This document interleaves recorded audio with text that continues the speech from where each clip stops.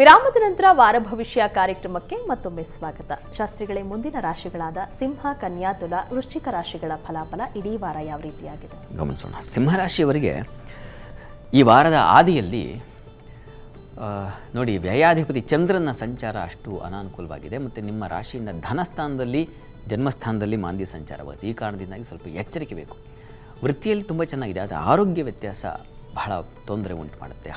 ಹಣ ಕಳ್ಕೊಳ್ಳುವ ಸಾಧ್ಯತೆ, ತಂದೆ ಮಕ್ಕಳಲ್ಲಿ ಮನಸ್ತಾಪಗಳು, ತಾಯಿಯ ಸಲುವಾಗಿ ತಾಯಿಯನ್ನು ಅವರ ಪರವಾಗಿ ನಿಂತು ತಂದೆಯ ಜೊತೆಗೆ ಘರ್ಷಣೆಗಳು, ಈ ಥರದ್ದೆಲ್ಲ ಸೂಚಿಸ್ತಾ ಇದೆ.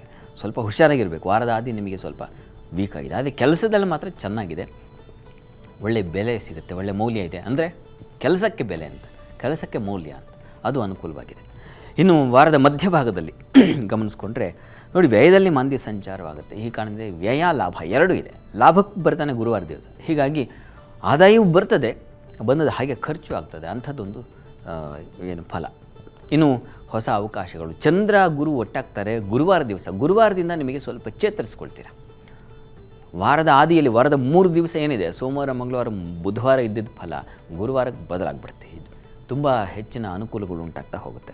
ಇನ್ನು ವಾರಾಂತ್ಯದಲ್ಲಿ ಗಮನಿಸ್ಕೊಂಡ್ರೆ ಗಜಕೇಸರಿ ಯೋಗದ ಫಲ, ವೃತ್ತಿಯಲ್ಲಿ ವಿಶೇಷ ಅನುಕೂಲಗಳು, ಲಾಭದಾಯಕ ದಿನ ಅದೆಲ್ಲ ತುಂಬ ಚೆನ್ನಾಗಿದೆ. ಸಿಂಹರಾಶಿಯವರಿಗೆ ವಾರಾಂತ್ಯದಲ್ಲಿ ತುಂಬ ಚೆನ್ನಾಗಿರ್ತದೆ. ಈ ಹಾಲು ಹೈನುಗಾರರಿಗೆ, ವಸ್ತ್ರ ವ್ಯಾಪಾರಿಗಳಿಗೆ, ಕಲಾವಿದರಿಗೆ, ಇವರಿಗೆಲ್ಲ ತುಂಬ ಚೆನ್ನಾಗಿದೆ. ಈ ಯಾವ್ಯಾವ ನಾನು ಹೇಳಿದನಲ್ಲ, ಈ ಫೀಲ್ಡಲ್ಲಿ ಕೆಲಸ ಮಾಡೋರಿಗೆ ಅಥವಾ ಅದರಲ್ಲಿ ತೊಡ್ಕೊಂಡಿರ್ತಕ್ಕಂಥವ್ರಿಗೆ ಅವರಿಗೆಲ್ಲ ತುಂಬ ಉತ್ಕೃಷ್ಟವಾದ ಫಲ ಸಿಗುತ್ತೆ. ಇದಕ್ಕೆ ಪರಿಹಾರ ಏನಪ್ಪ ಮಾಡೋದು?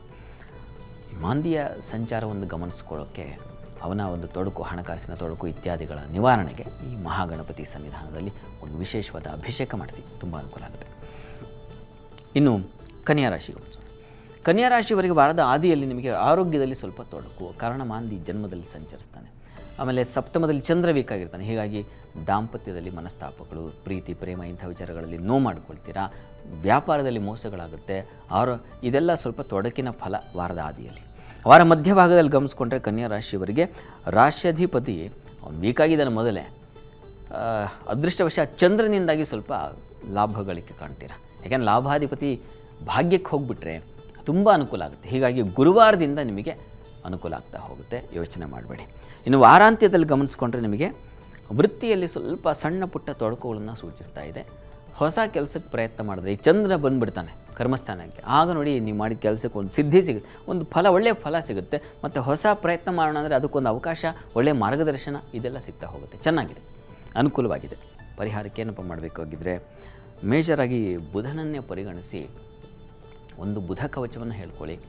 ಎರಡನೇದು ಗಣಪತಿ ಸನ್ನಿಧಾನದಲ್ಲಿ ಒಂದು ಅಭಿಷೇಕ ಮಾಡಿಸಿ.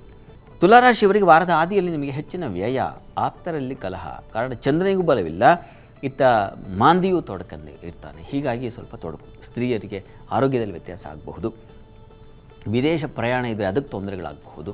ಹೀಗಾಗಿ ವ್ಯಯ, ಖರ್ಚು ಮತ್ತು ತೊಂದರೆ ಇವೆರಡನ್ನು ಸೂಚಿಸ್ತಾ ಇದೆ ವಾರದಾದಿಯಲ್ಲಿ. ಸೋಮವಾರ ಮತ್ತು ಮಂಗಳವಾರ ಸ್ವಲ್ಪ ಹುಷಾರಾಗಿದೆ. ಇನ್ನು ಬುಧವಾರ, ಗುರುವಾರ ಅಂದರೆ ವಾರ ಮಧ್ಯಭಾಗದಲ್ಲಿ ನಿಮಗೆ ನೋಡಿ, ಮಾಂದಿ ನಿಮಗೆ ಅಲ್ಲಿ ವೃತ್ತಿ ಸ್ಥಳಕ್ಕೆ ಹೋಗಿಬಿಡ್ತಾನೆ. ಹೀಗಾಗಿ ವೃತ್ತಿಯಲ್ಲಿ ತೊಡಕುಗಳು ಬಂದುಬಿಡುತ್ತೆ. ತಂದೆ ಮಕ್ಕಳಲ್ಲಿ ಭಿನ್ನಾಭಿಪ್ರಾಯಗಳು, ಶುಭ ಕಾರ್ಯಗಳಿಗೆ ಸ್ವಲ್ಪ ತೊಡಕು. ಒಳ್ಳೆಯ ಕಾರ್ಯ ಮಾಡಬೇಕು ಅಂತ ನೀವು ಸಿದ್ಧರಾಗಿರ್ತೀರ, ಆದರೆ ಅದು ನಿಮಗೆ ತೊಡಕನ್ನೇ ಉಂಟು ಮಾಡುತ್ತೆ. ಆ ಥರದ್ದು ಒಂದು ಲಕ್ಷಣ ಸೂಚಿಸ್ತಾ ಇದೆ. ಚಂದ್ರನ ಸಂಚಾರ ಸ್ವಲ್ಪ ಮಟ್ಟಿಗೆ ಅಷ್ಟಮಕ್ಕೆ ಬರ್ತಾನೆ. ಹೀಗಾಗಿ ಸ್ತ್ರೀಯರಿಗೆ ವ್ಯಥೆ, ನಷ್ಟ, ಕಷ್ಟ, ನೋವು, ಸಂದಿಗ್ಧ ವಾತಾವರಣ ಇವುಗಳೆಲ್ಲ ಸೂಚಿಸ್ತಾ ಇದೆ. ಸ್ವಲ್ಪ ಹುಷಾರಾಗಿರಬೇಕು.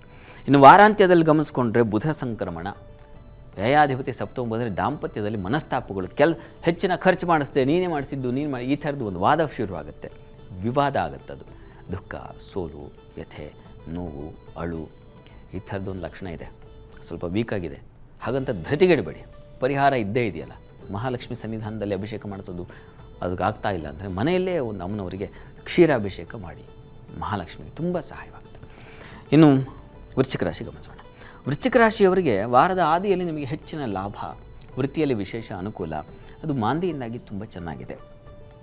ಆದರೆ ಸ್ವಲ್ಪ ಕಿರಿಕಿರಿಯೂ ಇರ್ತದೆ ಕೆಲಸದಲ್ಲಿ. ಅವನು ಮಂಗಳವಾರ ನಿಮಗೆ ಸ್ವಲ್ಪ ಕಿರಿಕಿರಿ ಆಗುತ್ತೆ. ಕೆಲಸದಲ್ಲಿ ತೊಡಕುಗಳು, ವಿಘ್ನ ಈ ಥರದ್ದೆಲ್ಲ ಸೂಚಿಸ್ತಾ ಇದೆ.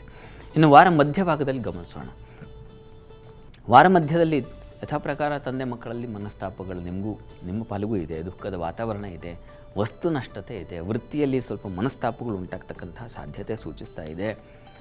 ಏನಪ್ಪ ಅಂದರೆ ಗುರುವಾರ ಸ್ವಲ್ಪ ಗುರುಚಂದ್ರ ಯುತಿ ಇರೋದರಿಂದಾಗಿ ಸ್ವಲ್ಪ ಚೇತರಿಸ್ಕೊಳ್ತೀರ, ಸಂಗಾತಿಯ ಸಹಕಾರ ಸಿಗ್ತಾ ಹೋಗುತ್ತೆ, ಸ್ವಲ್ಪ ಮಟ್ಟಿಗೆ ಸಪೋರ್ಟ್ ಅದರಿಂದ ಸ್ವಲ್ಪ ಸಹಾಯ ಆಗುತ್ತೆ. ವ್ಯಾಪಾರಿಗಳಿಗಷ್ಟೇ ಸ್ವಲ್ಪ ಚಿಗುರುತ್ತೆ.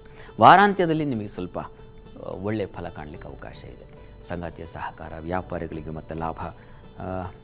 ಮನಸ್ತಾಪ ಇಲ್ಲ ಅಂತಲ್ಲ, ಎಚ್ಚರಿಕೆಯನ್ನು ತಗೋಬೇಕು, ಸಮಾಧಾನ ಬೇಕು ಬಹಳ ಮುಖ್ಯವಾಗಿ. ಇದು ಪರಿಹಾರ ಏನಪ್ಪ ಅಂತಂದರೆ ನೋಡಿ, ವೃಶ್ಚಿಕ ರಾಶಿಯವರು ಇಡೀ ವಾರದಲ್ಲಿ ಒಂದು ದಿವಸವಾದರೂ ಈ ದುರ್ಗಾ ಸಪ್ತಶತಿ ಪಾರಾಯಣ ಮಾಡಿಸಿ, ತುಂಬ ಸಹಾಯವಾಗುತ್ತೆ. ಪ್ರಾರಂಭದಲ್ಲೇ ಮಾಡಿಸ್ಬಿಡಿ, ಅದು ಇಡೀ ವಾರ ಕಾಪಾಡುತ್ತೆ.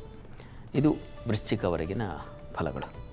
ಸರಿ ಶಾಸ್ತ್ರಿಗಳೇ, ಇನ್ನು ವೀಕ್ಷಕರೇ, ಕಡೆಯ 4 ರಾಶಿಗಳ ಫಲಾಫಲ ಇಡೀ ವಾರ ಯಾವ ರೀತಿಯಾಗಿದೆ ಅಂತ ನೋಡೋಣ ಪುಟ್ಟದೊಂದು ವಿರಾಮದ ನಂತರ.